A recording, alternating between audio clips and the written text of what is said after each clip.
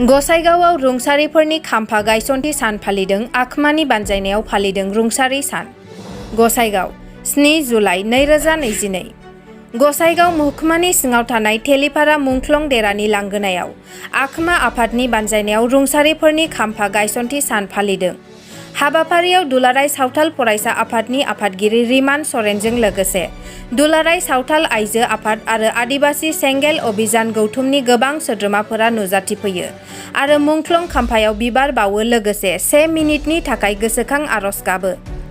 आखमा आफादनि आफादगिरि जाब्रेस खाका बिथाङा बुङो दि जोंनि दाबिया 1996 मायथाइनिफ्राय सावथाल हारिखौ आसाम जनजाति महरै सिनायथि होनाय आरो सावथाल हारिनि मोनथायखौ दाबिनाय होननानै फोरमायदों आरो गुबुन गुबुन आखमानि दाबिफोरखौ सोरखारनिसिम गोसोखां बिलाइनि गेजेरजों गथायनाय जाबाय आरो मोजां फिननाय मोनगासिनो दं होननानै फोरमायदों आफादगिरि जाब्रेस खाका बिथाङा।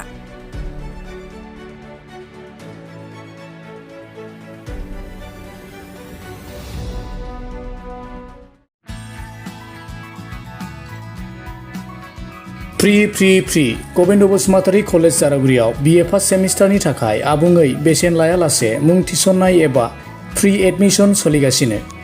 थाइसेबो रां लायालासे मुं थिसननाय जादों गबिन्द बसुमतारी कलेज जारागुरियाव।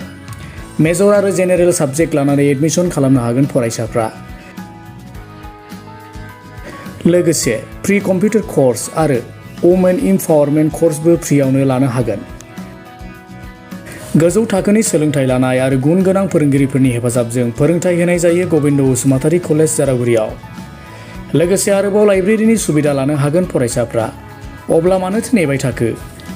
आबुङै मोनथिनो आरो बेसेन होआलासे एबा फ्रियावनो एडमिशन खालामनो थाखाय दानो कल खालामदो 9706680878 7002271929 9957059235।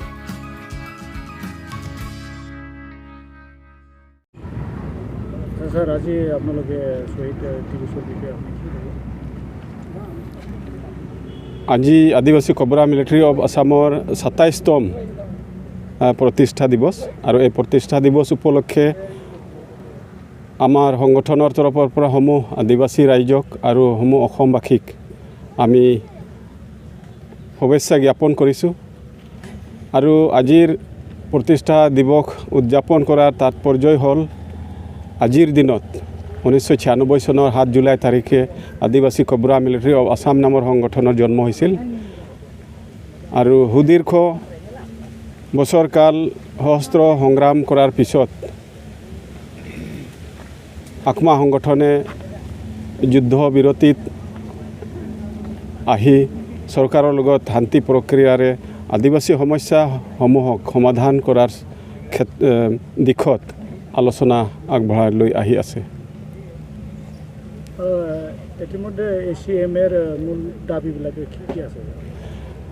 ACM-ৰ মূল দাবীবিলাক তো আমাৰ গোটেই অসমৰ আদিবাসীৰ একেটাই ডিমাণ্ড যে অসমত বসবাস কৰা আদিবাসী জনগোষ্ঠীসমূহক অসমত জনজাতিৰ মৰ্যাদা প্ৰদান কৰিব লাগে আৰু তাৰ লগত সংগতি ৰাখি পেলাই বিভিন্ন দাবীসমূহ চৰকাৰলৈ আমি প্ৰেৰণ ইতিমধ্যে কৰিছোঁ আৰু আমি ইতিমধ্যে ভাল সঁহাৰি পাই আছোঁ আৰু আশা কৰিম খুব কম সময়ৰ ভিতৰত আমাৰ এই দাবীসমূহ সম্পূৰ্ণ হৈ উঠিব।